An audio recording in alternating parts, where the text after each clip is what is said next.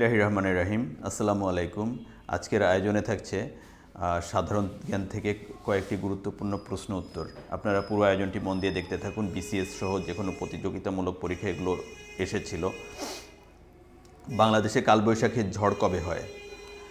বাংলাদেশের কালবৈশাখী ঝড় হয় প্রাক মৌসুমী বায়ু ঋতুতে। পূর্ব সতর্কতা ছাড়াই যে দুর্যোগ সংঘটিত হয়, পূর্ব সতর্কতা ছাড়াই সংঘটিত হয় হচ্ছে ভূমিকম্প। ভারতীয় যে রাজ্যের সাথে বাংলাদেশের কোনো সীমান্ত নেই, ভারতীয় নাগাল্যান্ড রাজ্যের সাথে বাংলাদেশের কোনো সীমান্ত নেই। ঝুম চাষ পদ্ধতি বাংলাদেশের যে জেলাসমূহে দেখা যায়, ঝুম চাষ পদ্ধতি বাংলাদেশের চট্টগ্রাম এবং পার্বত্য চট্টগ্রাম জেলাগুলোতে দেখা যায়। বায়ুমণ্ডলের নাইট্রোজেনের পরিমাণ কত? বায়ুমণ্ডলের নাইট্রোজেনের পরিমাণ হচ্ছে ৭৮.১%। এরপর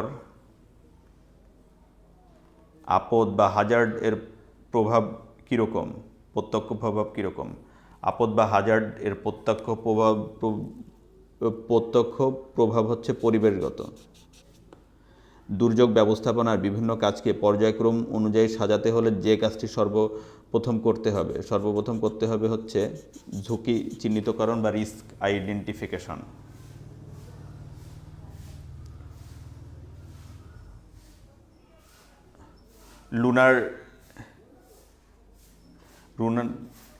এটা হচ্ছে সুনামির প্রধান কারণ কি? সুনামির প্রধান কারণ হচ্ছে সমুদ্রের তলদেশে ভূমিকম্প।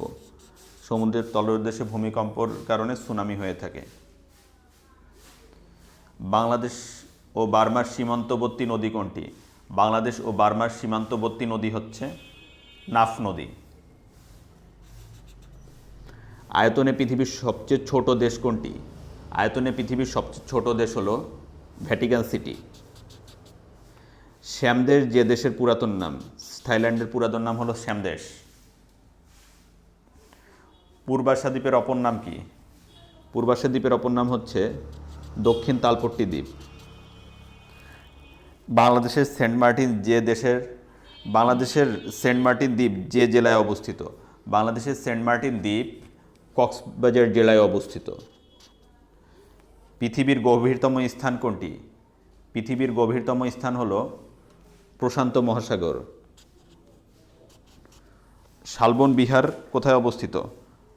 শালবন বিহার অবস্থিত হচ্ছে কুমিল্লার ময়নামতি পাহাড়ের পাশে শালবন বিহার অবস্থিত। পৃথিবীর গভীরতম হ্রদ কোনটি?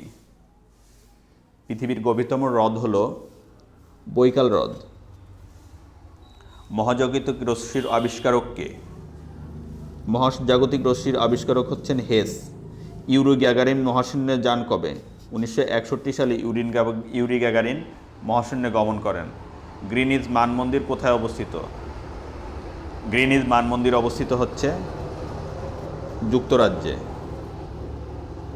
ভিউয়ার্স, ধন্যবাদ। আজকের ভিডিও এ পর্যন্তই। আমার ভিডিওগুলি যদি আপনাদের ভালো লেগে থাকে তবে আমার চ্যানেলটি সাবস্ক্রাইব করুন এবং নতুন নতুন ভিডিওর আপডেট পেতে পাশে থাকা বেল আইকনটি প্রেস করুন। সবাই ভালো থাকবেন, সুস্থ থাকবেন। সবার জন্য শুভকামনা জানিয়ে আজকের ভিডিও এখানেই শেষ করছি। আল্লাহ হাফেজ।